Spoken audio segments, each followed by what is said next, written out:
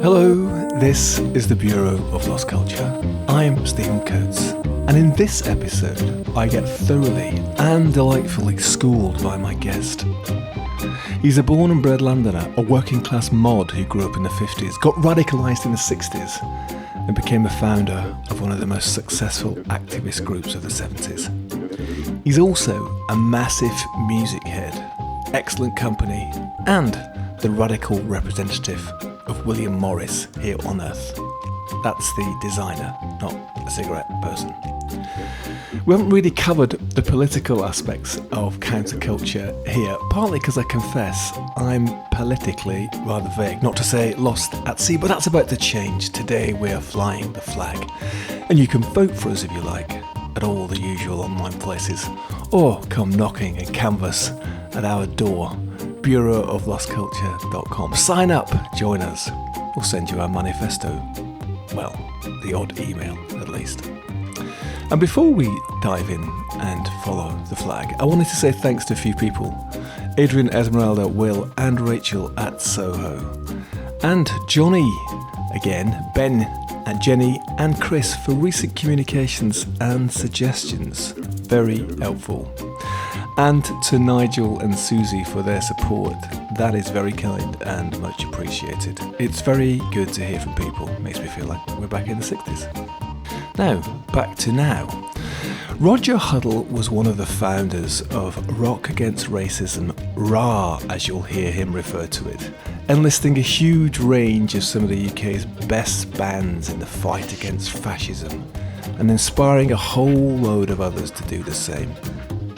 We're going to talk about all of that, about growing up in London, about agitprop, pop, protest, propaganda, revolutionary socialism, slogans, Eric Clapton, and of course counterculture. And we're going to discover much more about Walthamstow and William Morris. Welcome, Roger. Oh, thanks a lot, yes. I think you're one of the few people that I've had on this show who is actually born and bred in London. Even a lot of people who were actually, countercultural figures, a lot of them came from Cambridge and Oxford and stuff, Yeah, I was born and bred in Walthamstow, but that's the catch, you see, because Walthamstow, when I was born, was in southeast Essex. Walthamstow, as we know it today, is a product of the railways coming out from Liverpool Street out to Chingford. For anybody who doesn't know London, Walthamstow is now a district of London. And it's in the northeast. Yeah, northeast, but as you told me when we were speaking the other day, it actually was, until fairly recently, it was a village, wasn't it? Had a small town on the outskirts of London, actually the same as Tottenham and Newham, which are our neighbours. Hackney is real London. You go across the River Lee out into Essex, and there is us, Tottenham, etc. But it had a population of 250,000, so it wasn't a village, it was a town. Okay. But it was the railways that sort of made it, was it? Yeah, and also it was a town, and it was almost completely working class. There was always the posh bit, but that was in Chingford.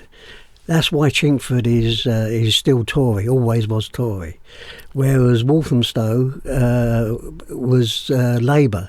Although your parents were Tories as well, weren't they? My mum and dad were terrible Tories. They were true blues, terrible. right? My mum was terrible. She went on the knocker for the Tories, mate. Oh, you mean at voting time? Yeah. You go knocking door to door, canvassing. And I just saw my mum having an argument with all our neighbours.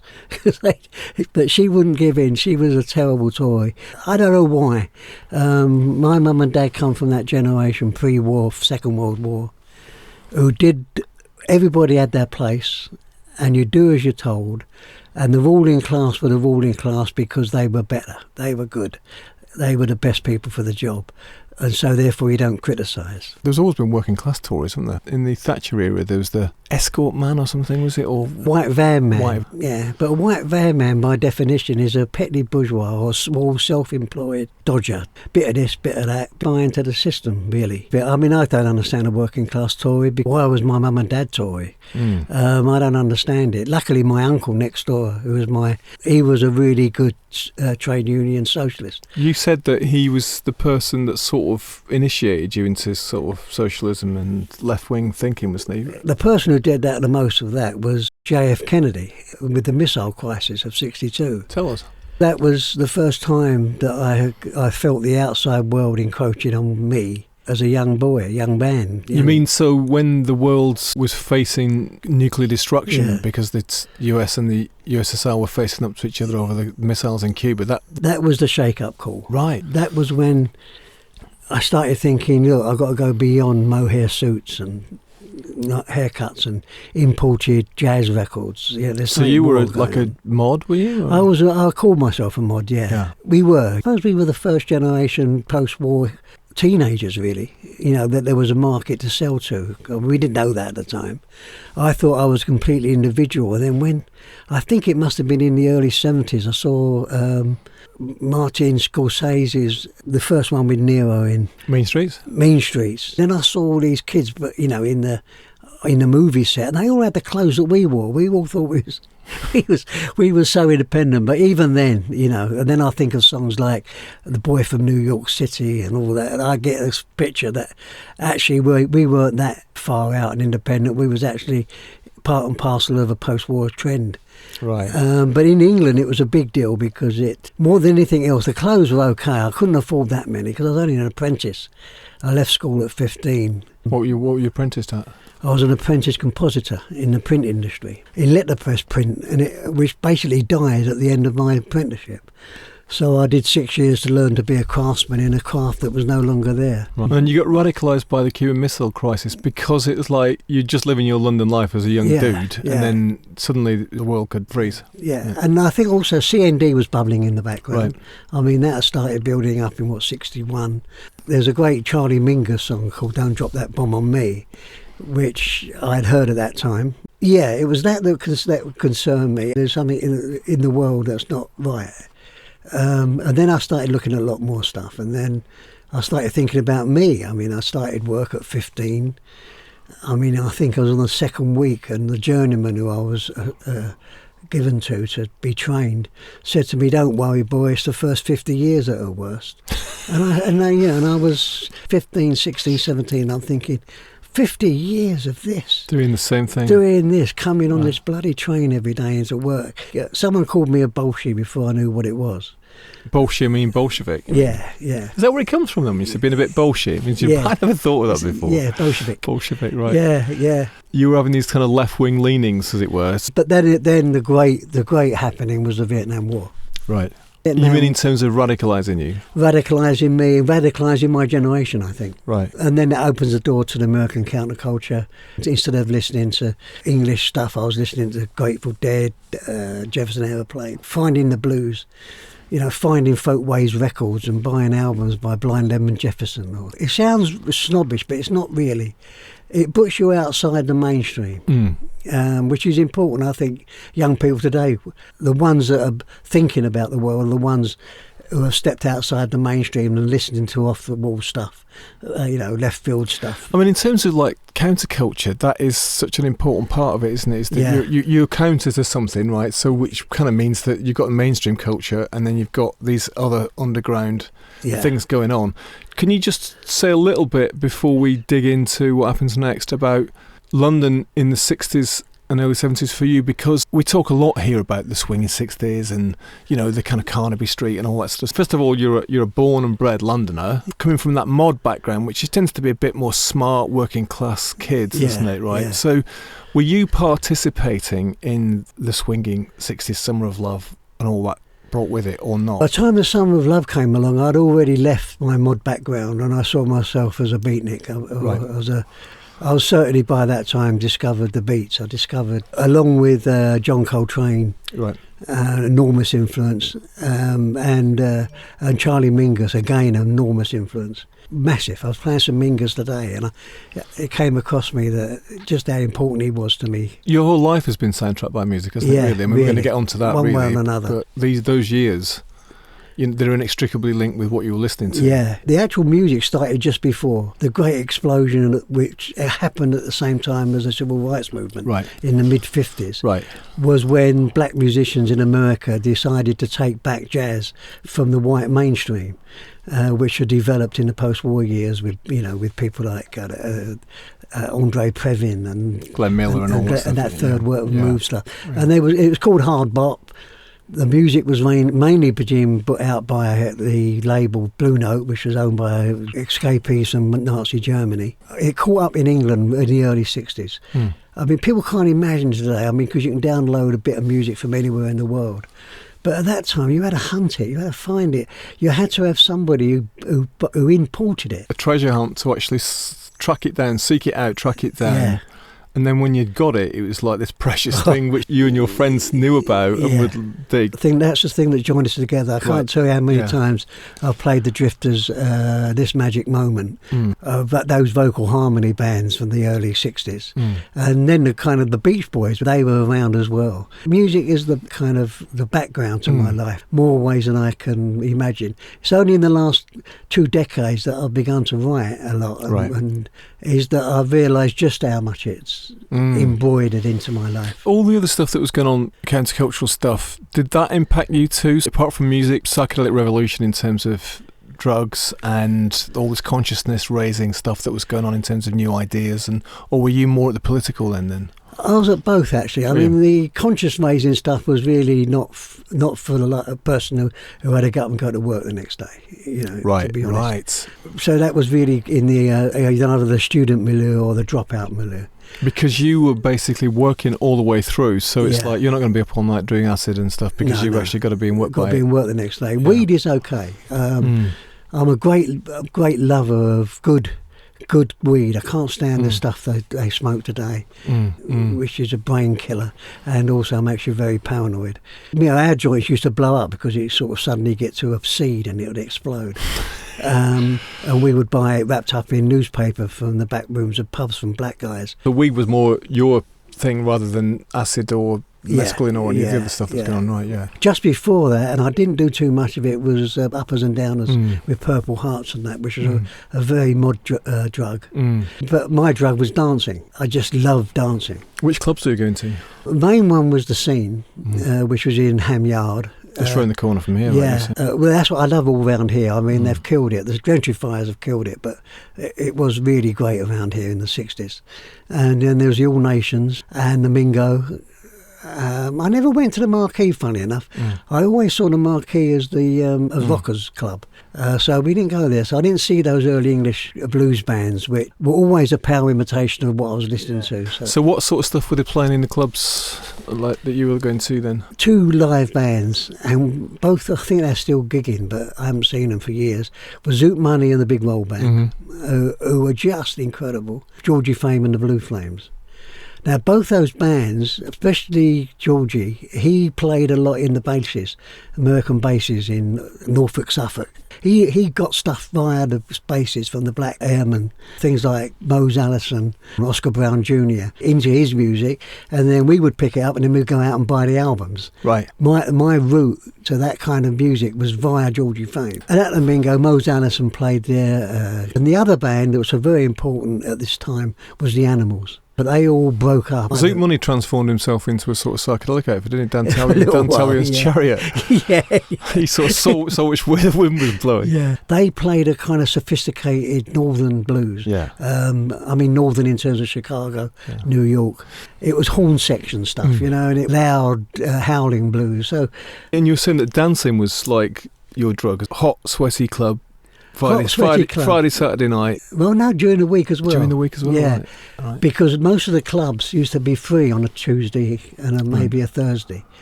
So you got in for nothing, and it was just people playing records. Right. I was madly in love with the woman in the booth at the Scene. I don't think she ever recognised me or knew me at all, but I thought she was... You stand in front of it staring at her? Yeah, because she played really the best 7-inch singles. She was fantastic.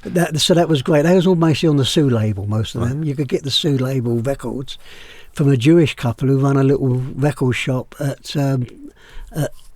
Stamford Hill. So we would make pilgrimage to there at the weekend to pick up the latest Sue singles. I don't know what, get your red dress on and I'm a soul man and all that stuff, You're working, you're dancing at the clubs, and then your political leanings are growing, right? The impression I've had over the time that I've been having these conversations is that the 60s turns into the 70s, and actually the psychedelic dreams get darker. It becomes a bit more grounded, actually, as well. Yeah. And actually the political activism really starts kicking off a bit more in the 70s. I think as the 60s progressed and it became more and more apparent that the system was stronger than we thought. I mean, the Vietnam War drifted into the early 70s. The rise of the Black Panthers, which we thought was very, very exciting, fantastic organisation, but they couldn't make that transition out of the ghetto into the unions and the white workers. Tell us a little bit about the Black Panthers then. Well, that whole process in the 60s of the black civil rights movement, going from King to Malcolm X, and then from Malcolm X to Huey Newton, Bobby Searle, and that kind of romantic leaders of the. And then suddenly you had photographs of the Black Panthers standing outside the Lincoln Memorial holding pump shotguns, saying, "Oh, yeah, it's my constitutional right to carry arms." And then suddenly you got a very armed, very angry black movement because it was so militant. And by that time I was committed anti-racist and understood more about how racism is used to divide us, stop unity in the working class. Because obviously it's such an important theme in your story, but what was it that really got that such a big part of your political consciousness then? I think in the end I had to get a divorce from my friends. I mean, that's what I call it. Right. In the end I had to stop one thing and begin another. But simultaneously with my Uncle Bill, as I said earlier, my Uncle Bill not so much got me political, but he got me into the Workers' Educational Association. Mm-hmm. He knew that I wanted to learn because school taught me nothing. You was just factory fodder. If you didn't pass the 11 plus, you was just marking time till you went to work. Right. But my uncle knew that I was interested in stuff. Because I was doing day release at Camberwell School of Arts and Crafts. I mean, I was the only printing apprentice to be awarded most promising typographer. Tutors really fought for it because it wasn't known that the manual part of the college could be involved in the art side of it. But right, so there's a division between like the apprentices who were sort of working in industry, in the basement, in the basement, and the art students. Yeah, right. All these wonderful, wonderful young women with kind of caftans, It was absolutely heartbreaking for a 16, 17-year-old. But there was a wonderful librarian there, a woman, I don't know her name, but she let me take out books. Right. And I discovered op art first. But also I started reading Grapes of Wrath by Steinbeck, and that had a transformation effect on me. First of all, I loved the art side of it. I was already becoming a snobby enough, I suppose. But I loved that because it was more beaty, more beatific. It smelled of linseed and oil and that wonderful smell of the old art schools that are not there anymore. And I just loved that. And I loved the young women who were just all looked like angels to me. And I started reading taking the books out. And then I found a little bookshop just around the corner from here. I bought myself the collected works of Lenin in 3 volumes, selected works of Lenin. I think it's because I started falling in love with typography. I love book design. I still do buy books just because they look great, not because I'm going to read them. You're preaching to the choir here. I love books and I love the way they look. And I think also, just to put it into context, given that everything that's gone on with the Soviet Union, it's easy to forget that actual communism and certainly Trotskyism and Leninism were actually live things in this country, weren't they, in the 60s and 70s? They still are. They still are? Yeah. Okay, well, we're going to get onto that. Right, okay. I think the important thing is here, I was lucky, because what I decided to do, around about 1965, 66, first of all, I took off my mohair suit and I put on Levi's and I bought a donkey jacket. And I looked what I wanted to look like. I wanted to look like Gregory Corso. I wanted to look like Ferlinghetti. I joined the Labour Party Young Socialists in Walthamstow. And I was really, really lucky because at that time there was 3 Trotskyist groups working in the Labour Party Young Socialists. 2 of them were Orthodox Trotskyists who still believed that Russia was a workers' state of some kind, even though it was degenerated or deformed. In the APYS branch that I was in, it was dominated by the ideas of a group called the International Socialists, who had developed a theory of state capitalism that that Stalin was the counter-revolution, that the revolution was defeated, the outside intervention, the lack of it spreading beyond its borders.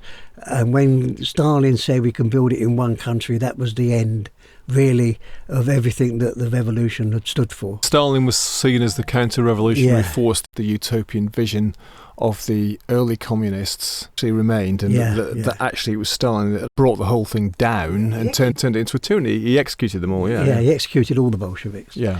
He hunted poor old Trotsky, his daughter, his sons, his women or his grandchildren. Hunted them all down, yeah. Ice pick to the back of the head, famously, in Trotsky's case. Yeah. So for me, this was also part of, I can have Country Joe and the Fish saying, give me an F, give me a U, and I can read that I saw the best minds of my generation destroyed. I can do all that, but I can also read the revolution is when the masses who have been suppressed burst through the surface. This is great. This is politics that I can relate So you to. got, forgive me if this is the inappropriate word, but sort of evangelical zeal to make a difference. So you'd imbibed this stuff and you had this vision about actually how society could be different, maybe a little bit different than the hippies, but in a way, because they were also interested in social change on a big scale, you had this more specific political method, if you like, of how things could be, and you wanted to basically put it into action and spread the word. Yeah, right up to today. Right. I mean, it's like, for the hippies, their vision was Woodstock. For me, my vision was the giant general strike in Paris in '68. Well, I don't even know what that is, so tell me what that is, what was. Well, the Vietnam War became really the centre of struggles. And then there was a rising student movement.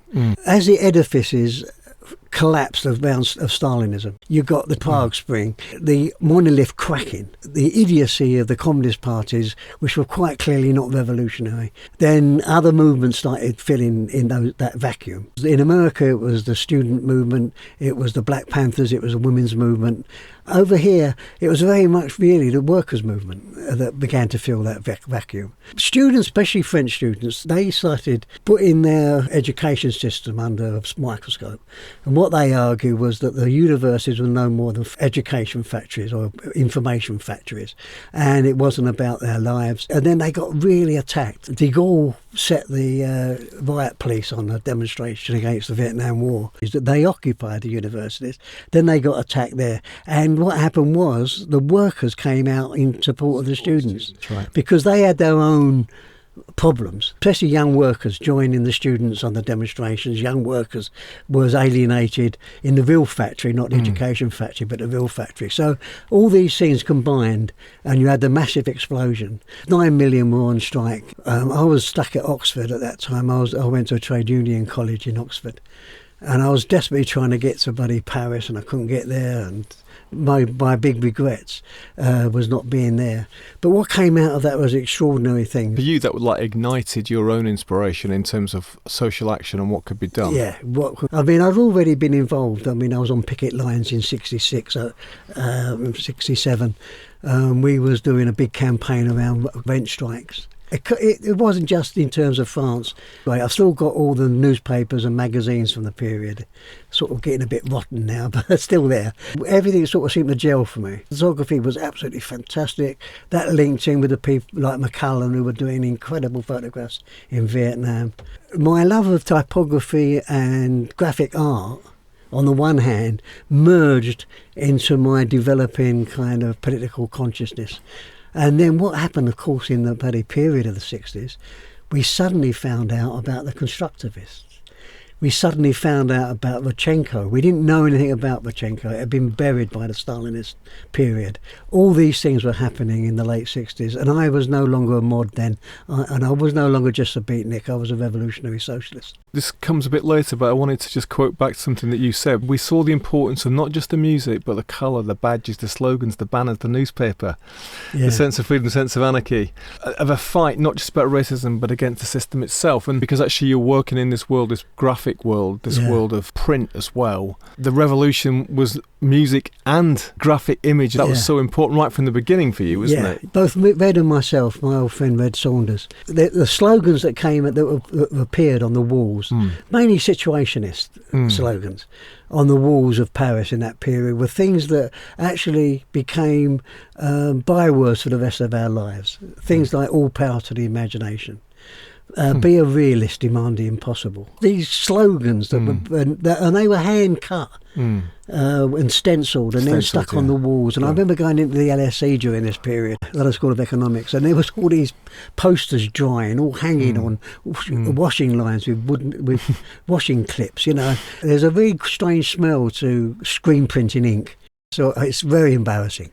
This is almost a secret. I bought myself a college scarf so people would think I was a student. Yeah. Hey, we've all been there. As the sort of 70s went on, you were actually working in the Socialist Worker Party print shop when you started off Rock Against Racism. I wanted to just try and paint a picture what the racism in this country was like in the 70s. You know, what you started to kick against and actually campaign against, and in fact, what you started to build a movement against. Yeah. But, so was this country very racist in the 70s? And yes, it was. But some people say worse than it is now, much worse than it is now. We're approaching it again because of exterior reasons. Quite early on, I understood that by and large, racism comes from above, not from below. Good old Karl Marx, he wrote somewhere that the ideas of any given epoch generally are the ideas of the ruling class, and they perpetuate down. Ideas do not originate by and large from below and go up. Other ideas do, the ideas of revolution. So therefore it's ours, it's actually the workers, it doesn't belong to the upper class at all. It's our philosophy. So racist attitudes, you're saying they were percolating down from above. Yeah. And you've got this partly through music, partly through your sort of consciousness rising through, you know, witnessing the Black Panthers and all these movements. Wherever it's come from, right, were you seeing it around you on a daily basis in working class London? Not so much in the 60s. I mean, it ebbs and flows, racism. The only way you get rid of racism, you get rid of the system that breeds it. You know, we're stuck with racism because it's such a perfect weapon for the ruling class to divide us. And the British ruling class are past masters at the divide and rule. You know, look at Pakistan and India, look at all the empire. How did they rule the empire? By splitting the local populations against each other. I mean, they are past masters at it. And in terms of racism coming down from above, it's easier to have the argument today than it was in 1970. Today, because of the Black Lives Movement, people are beginning to recognise the relationship between slavery and capitalism. You know, there's not an institution in Britain or a big house in Britain that somewhere or another the brickwork is seeped in the blood of slavery. So this is when people talk about racism in this country or anywhere else being systemic, built into the system itself. Right into the system itself. As a young man, did you have black friends? Did you have friends from different parts of the world in Walthamstow as a young working class guy? Not many there. I had black friends in the clubs because we would dance and we would talk. But in terms of my working community, no. And in the factory where I worked, it was all white. The only women there as well were in the warehouse. They weren't in the skilled bits. That's another story, of course. But in the 70s, you could tell the racism was rising. It started on the rise after Enoch Powell's Rivers of Blood speech in 1968. He really, really did raise the whole thing about immigration. Up until then, it was the Windrush nation. It was the people who came and rebuilt England after the war. Talked about it here with Dennis Bevell, with his parents, you know, who came, his dad worked on the buses, his mum worked in the NHS. Yeah. They built the infrastructure. Big thing for us was the development of migration from the Indian subcontinent, Pakistan mainly. That's when you started hearing the word Paki on the streets and stuff, and in conversations. Culturally, mixed much more in the 80s and 90s than in the 70s. Racism was palatable, you could feel it. Well, they even had TV shows, didn't they, which actually satirised it. On the Buses and Love Thy Neighbour. Oh, God, that was dreadful. I mean, if that actor's still alive, I'd like to ask him how he felt with that script. I mean, and then there was a black and white minstrel show on a Saturday night. I mean, just to look at a clip of it now is grossly embarrassing and also cringe-making, isn't it? Cringe-making. Yeah. I think one of the things which you could talk about, I think specifically inspired you and your friends, which is really quite shocking, because I'm sure a lot of people love the guy, is Eric Clapton, you know, the great guitar hero, the Yardbirds and all that sort of stuff, makes this speech, doesn't he? You know, tell us about that. The shock was extraordinary. I think nowadays it would be called Islamophobia, attacking Asians. This is what Eric Clapton said in August 1976, declaring his support for Enoch Powell, you know, who'd been a Conservative minister, but made this, you know, anti-immigration Rivers of Blood speech. Clapton told the audience at a concert in Birmingham that England had become overcrowded. They should vote for Powell to stop Britain from becoming a black colony. He told the audience that Britain should get the foreigners out, get the wogs out. Wogs is a terrible word. Get the coons out, another one. And then repeatedly shouted the National Front slogan, "Keep Britain white." I mean, it's astonishing to read that. I mean, he's had to live with it since, I'm guessing. But that was one of the specific things which, for you guys, actually lit the fuse, isn't it? Right? Here is a sidebar about Rock Against Racism. Rock Against Racism was a political, cultural movement which emerged in 1976 in reaction to a rise in racist attacks on the streets of the United Kingdom and increasing support for the far-right National Front. Between 76 and 82, RAR activists organised national carnivals and tours, as well as local gigs and clubs throughout the country. RAR brought together black and white fans in their common love of music: reggae, soul, rock and roll, jazz, funk and punk. The movement was founded in part, as we've heard, as a response to racist statements by rock musicians such as Eric Clapton. As Roger said, it remained just an idea until August 1976, when Clapton's support for Enoch Powell. Until 1976, with the infamous statement by Eric Clapton at his concert. Roger and co. wrote to the NME expressing their opposition to Clapton's remarks. When I read about Eric Clapton's Birmingham concert, when he urged support for Enoch Powell, I nearly puked. What's going on, Eric? You've got a touch of brain damage. So you're going to stand for MP and you think we're being colonised by black people? Come on. You've been taking too much of that Daily Express stuff. You know you can't handle it. Own up. Half your music is black. You're rock music's biggest colonist. You're a good musician, but where would you be without the blues and R&B? You've got to fight the racist poison. Otherwise you degenerate into the sewer with the rats and all the money men who ripped off rock culture with their checkbooks and plastic crap. Rock was and still can be a real progressive culture, not a packaged mail-order stick-on nightmare of mediocre garbage. Keep the faith. Black and white unite and fight. We want to organise a rank and file movement against the racist poison in rock music. We urge support. At the end of the letter, they call for people to help form a movement called Rock Against Racism. And they received hundreds of eager replies from fans who recognised the hypocrisy and wanted to proclaim the black roots of the music they loved. Sadly, Clapton was not alone. Other well-known rock musicians also made inflammatory statements, including David Bowie, who expressed support for fascism. I think Britain could benefit from a fascist leader, he said. People have always responded with greater efficiency under regimental leadership. He was also quoted as saying, Adolf Hitler was one of the first rock stars, and you've got to have an extreme right front come up and sweep everything off its feet and tidy everything up. He further caused controversy by allegedly making a Nazi salute while riding in a convertible, although he's always strongly denied this. He later expressed regret and shame for his statements, blaming them on a combination of an obsession with occultism, Friedrich Nietzsche, as well as his excessive drug use at the time. I've made 2 or 3 glib theatrical observations on English society, and the only thing I can now counter with is to state that I am not a fascist. By the 80s, Bowie's public statements and imagery in his art had shifted towards anti-racism and anti-fascism.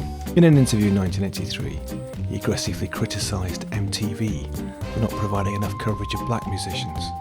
He said his videos for China Girl and Let's Dance were simple statements against racism. All of us, me, Red, and people from the theatre group that Red was in, we were all cultural warriors, if you like. We were involved in agitprop, agitation and propaganda of the art. I read that about agitprop theatre, you were involved with that. What does that actually mean? Well, agitprop means agitation and propaganda. The actual The expression was coined in the Russian Revolution as theatre groups sprung up everywhere in Russia. And this was even more so in the Weimar Republic, the early 1920s. And it came with surrealism, Dadaism, premissism, and all those kind of isms of radical modernity. Bertolt Brecht. Yeah, Bertolt Brecht, another great one, developing some kind of culture form which was both agitational and propaganda. I think there's a great slogan by Bertolt Brecht where he says, art is not a mirror to society, but is a hammer to change it. That theory of agitprop developed, and then in the 60s, because the monolith of Stalinism was cracking and breaking, we was all looking for other forms, other ways, other things that had happened. In the Russian Revolution, there was a train that Trotsky travelled on, and it was actually called the agitprop train. Amazing. And on the train was printing press and a way to make posters, and when they would get anywhere they would come off with leaflets and they would do theatre, and then they would set up a little cinema for the peasants to come and look at Lenin speaking or whatever. So when Clapton came out with his shit, we were very worried about the rise of the National Front. They picked up 42% of the South London vote. I mean, it's enormous, nearly half. And again, I mean, for people who wouldn't know what the National Front is, just give us a quick description. Historically, they were an offshoot from the Black Shirts, from the Mosley's Black Shirts of the 1930s. Fascists, a Nazi organisation. And they were linked quite closely to the ideas of Hitler and the German Nazis. And the idea is you take a hammer to the trade union and movement, you develop a strong street presence to terrify migrants into submission, all those things that ABC in the 30s in Germany. And the National Front were in that tradition, there's no doubt. They carried two things in the early 70s. They carried a polite front, which was the vote. They was going for the votes based on the idea of anti-immigration ideas and housing. You know, get rid of immigrants, you get a house. Get rid of immigrants, you get a job. You know, all these things that are lies. Sounds familiar. Sounds very topical. Yeah, very topical. The landlord is the process about housing, not some poor sod on a canoe coming across the English Channel. So the atmosphere around then was awful. In 1974, Malawi expelled all the Asians, like the Kenyan and Uganda did before. And Malawi Asians were part of the Commonwealth. They came here as immigrants. And that's when Powell made his next speech about repatriation. In 1968, he didn't talk about repatriation. He said about being swamped by an alien culture. By the time you get to 1974, he is talking about repatriation. So when Clapton said that he supports Enoch Powell, it's about repatriation. And I don't know if you've seen the film White Riot, but there's a bit in that when they asked the leader of the National Front, Martin Webster, what would he do if they won't go back? And he just looks at the camera and says, oh, they'll go back. That's when you get the echo of the concentration camp. Yeah, that's when you get the gas chamber echo. Right. And they were very serious Nazis. The Clapton speech, because you're music fans as well, touched a very sort of raw nerve. Yeah. Tell us how you and Red and Sid got the idea to actually start Rock Against Racism and actually fight back, using music as a way of fighting back. I think it's because we was already involved in agitprop action, activities. Red had been doing some work in the theatre around a campaign called the Right to Work campaign.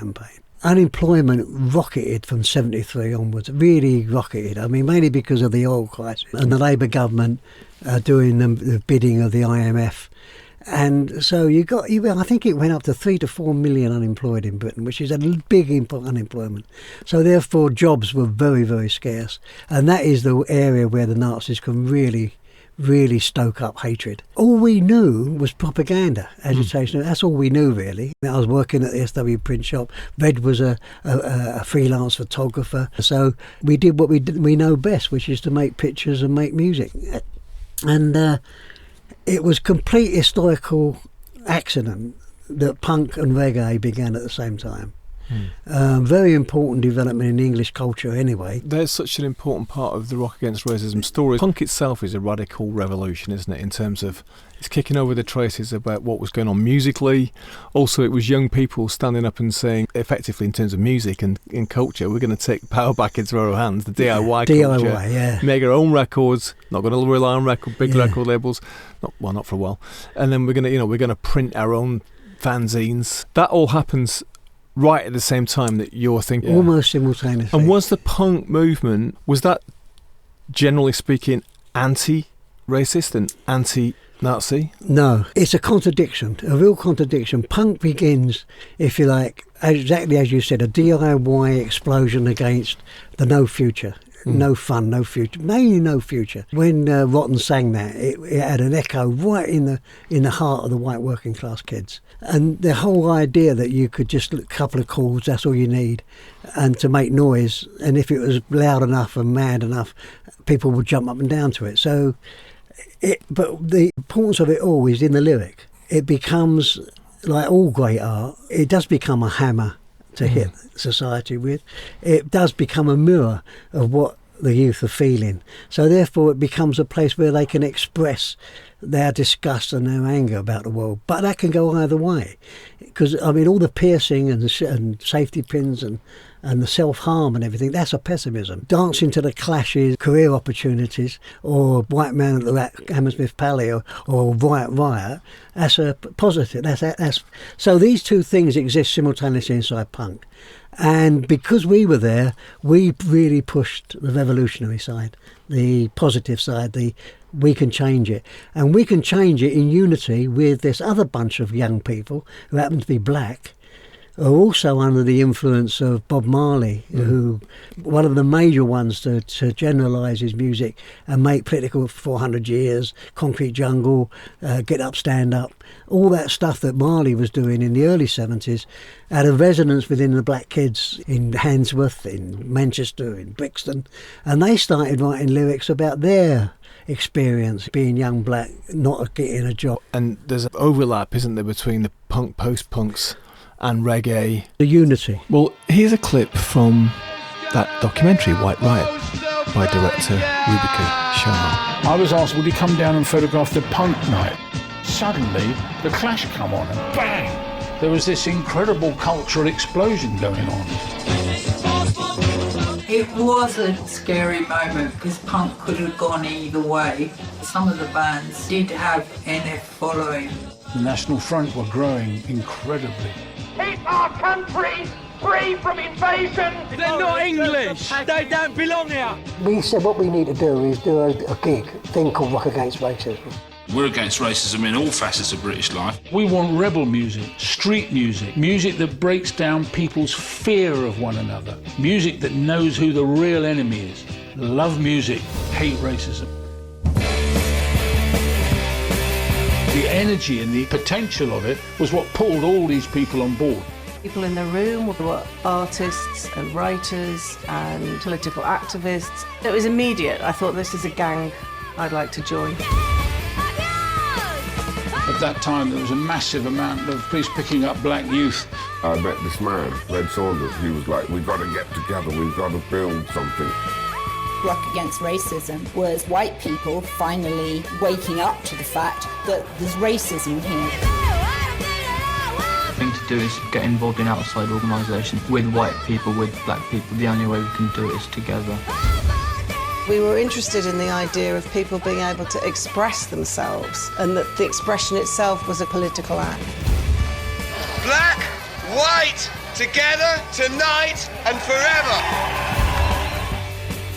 We're going to march from Trafalgar Square to Vicky Park. Get a stage, build it, got to have the Clash, absolutely great energy punk band. The police were ridiculing us, saying nobody's going to come to this march. The numbers just kept coming. In this society, we're made to feel powerless and useless, and that the great and the good should do our thinking for us. And one of the wonderful things that we did in Rome was to say, no, just ordinary people, we can do things, we can change the world.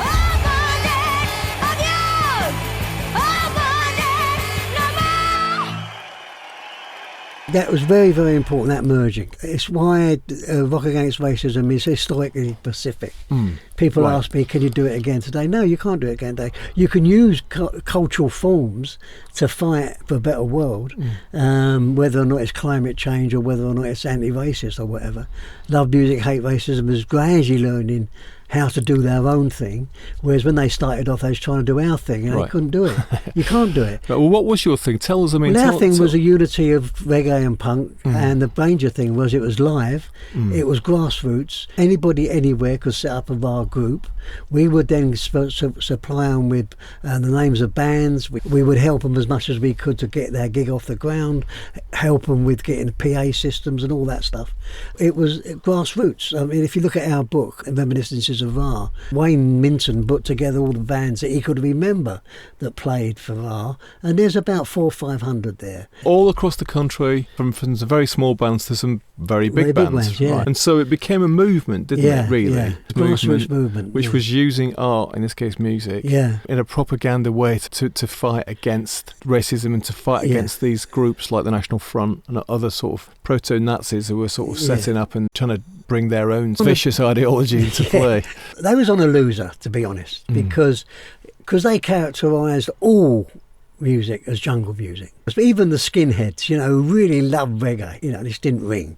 You got marching bands, we got to play Elgar, we got to do Land of Open Glory and all that stuff, Our main slogan was reggae, soul, rock and roll, jazz, funk, punk, our music. This is our music, what's your music?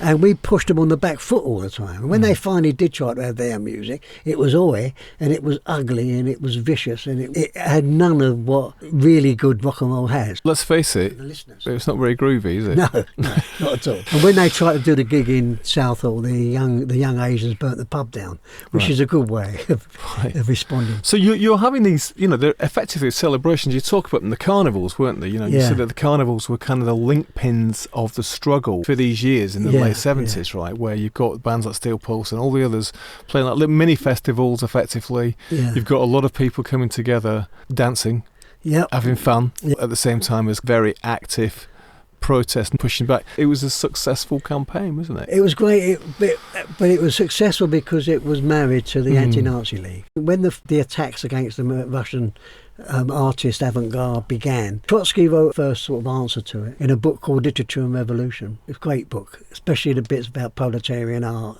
But he says in the introduction to the book, during the Red Army days, he says the owl of poetry flies in the evening. His analogy is during the day, the soldiers are too busy fighting the revolution. But in the evening, they're cleaning their weapons, polishing their boots, reading poetry, talking philosophy. And I always thought that A&L and VAR were those two things. A&L was in the daytime, where the struggle was against racists in the workplace. In the evening was when we all come together in unity celebrate and dance. To celebrate that day and then go off again. Yeah. That's why it works. So you say this thing which I thought was really interesting, because there's all these other groups start up because of you've got the Anti-Nazi League, you've got school teachers against the Nazis, bus work against Nazis, skateboarders against Nazis, Adrian was talking about that earlier, fireworks against Nazis. They've all got their own badges, and you're saying that wherever there was, people wear the badges, wear the stickers, get out the leaflets, and the National Front just couldn't get anywhere. Nothing. They couldn't make any ground. You said soft racists got the confidence to move on and dump their racism. You were saying that, young people, impressionable, and depending on what their environment is, where they live and who their peers are and stuff like that, they may be drifting into racist views, right? But actually, because of what you were doing collectively, those people, you could kind of catch them before they went too far and actually convert them, right? Is that what you meant by soft racists? Yeah. I mean, that's the same as now. Right. I mean, it was very important that in Llanelli this weekend, there was 160 racists with a spattering of Nazis in amongst them. Blockading a hotel where there was some refugees going to be housed. Poor bastards who had just travelled thousands of miles. It was very important that there was a presence there of people who didn't agree with that. Counterbalance account. That's the same as that period. I've never ever accepted that that racism is endemic in the white working class. Mainly because the white working class is a myth for a start, but also in almost all workplaces there's mixed races. The diversity of England makes it so. And if you're going to struggle over wages and pay, you can't do it without your black mate. You need unity. By the time you got to the end of the 70s and the early 80s, is that in a way a lot of the work had been done, right? Yeah. Or you'd set in motion other groups who were going to carry on, and as you said now, there's still people doing that, and they're not doing it your way, they're doing it their own way, right? Yeah. But also then comes after movements like Red Wedge, which was a working class focused thing and kind of an anti-Thatcher thing. It wasn't so specifically about racism. No. Well, it's because of the general election. I mean, they came about 79 for the general election, so they was arguing for a Labour government. Really. And it was somewhat inspired by Ra, wasn't it? Because actually it was the same thing. It was basically bands. I mean, some very successful big bands. We talked about Billy Bragg, but you got like Style Council, Paul Weller, Everything But the Girl. You know, those bands. They were doing tours, weren't they? Basically in support of the miners. And so you inspired quite a lot of other movements as well. Far more than anything, because it was grassroots, it involved such an enormous amount of people. I mean, I used to think in terms of thousands, but now I think probably millions. We forget, within months after the London Carnival, there was the Northern Carnival in Manchester. Again, 30 to 40,000. This time, many trade union banners on the march, steel drums, lots of black involvement from Manchester, Moss Side, etc. And Still Pulse again, holding the whole thing there. And then within another year, we had another one in Botwell Park, and then the big one in Leeds in 82. And I think each time we had the carnival, it was the moment where we would celebrate the gains that we'd made. The music that came out of that, I think we should take a certain amount of credit for, not just in terms of two-tone, but the stuff that Rick Wag and Panic were doing, and not so much the New Romantics, but certainly in terms of funk and jazz developments out of that period. Elvis Costello, Style Council, all kinds of things really developed out of that, much more diverse. It freed up the rock stage for women. Hell of a lot of stuff flowed out of that movement, and I think we should be proud of that. Absolutely. And you did that, you've carried on. You know, you never stopped being a massive music fan, you've never stopped doing musical stuff, you never stopped being an activist, you never stopped being a radical, actually. Just wanted to add into the story the other thing which you've been doing for many times, which is go right back to the beginning. You're still in Walthamstow, but tell us what you're doing in Walthamstow. And I think this is really important, because I never knew William Morris was a radical. I mean, I associate him with wallpaper and design, right? Yeah. William Morris is England's Lenin or Trotsky or whatever, not in terms of leading a revolution, but in terms of grasping the importance of historical struggle and the need for everybody to be involved in change. In other words, it has to come from below, not from above. And in that respect, he was a real revolutionary. All his writing on art is worth reading today. I mean, his English is a bit odd, it's very Victorian, but nevertheless, once you undo the kernel of it, he's saying some very important things about the relationship of art to society, and more importantly, the relationship between art and workers. His argument was quite simply, the more and more you get a division of labour in the factories, the more and more alienated people are from their work. And he sees art as a product of labour. If the labour's alienated and not yours, then the art also dies. When you discover as well, he's born in Walthamstow. His father made a fortune on the stock exchange, so he never had a want for money, but nevertheless, in his 40s, he gave himself over to struggle, and he never changed. He called it crossing the river of fire, and he went from one class to another class. The class that he left hated him, and it wasn't 1934 when they did a big centenary thing about Morris that he became Morris the wallpaper designer. A bit like a victim of that myself, because they've sort of successfully rebranded Morris as the wallpaper guy, right? In actual fact, and when I started to read about this because of what you do, it was like, he was this radical activist socialist, right?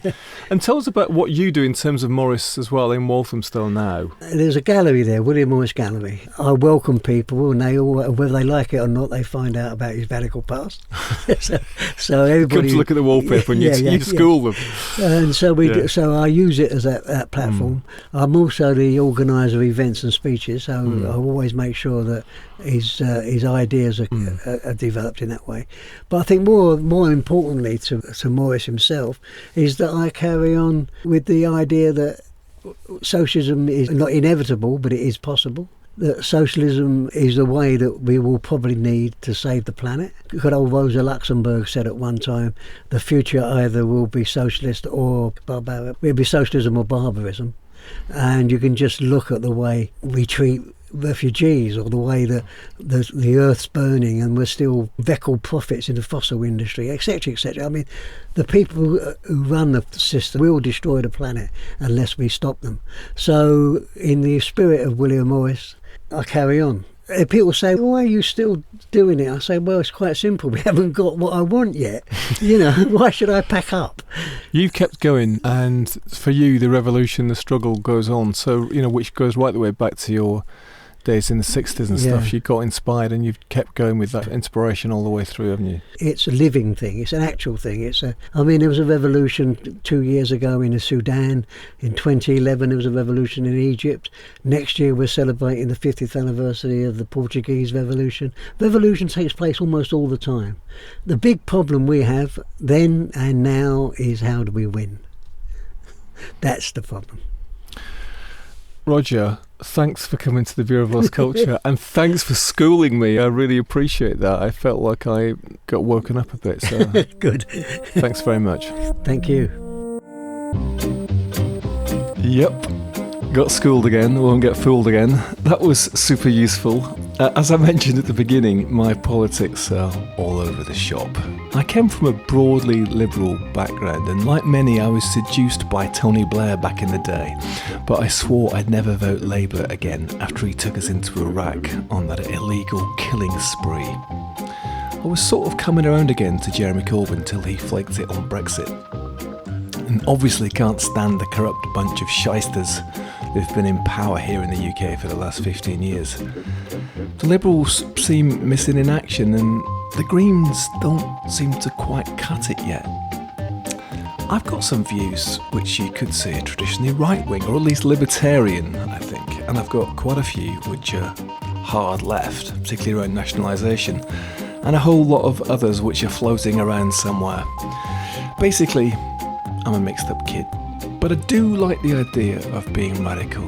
That seems missing and necessary at the moment, given the mess we're in. I mean, one thing I was wondering, was there ever such a thing as right-wing counterculture? Are there any funny right-wing comedians? Are there any good right-wing bands? In fact, is there anything such as right field as opposed to left field? Is counterculture fundamentally of the left? What about you? You can write to us here, bureauoflostculture@gmail.com, and check out all that we do. Support us in any way you can. Thanks for listening. Do keep listening. And thanks again to Roger. I'll put some links to him and some of the things we talked about in the show notes. And do check out, if you want to know more about Rock Against Racism and that whole period, Sid Shelton's absolutely amazing photographs, and of course Rubika Shah's award-winning documentary White Riot about the whole era. Terrific stuff. I thought we'd finish with this rousing Real Tuesday World number.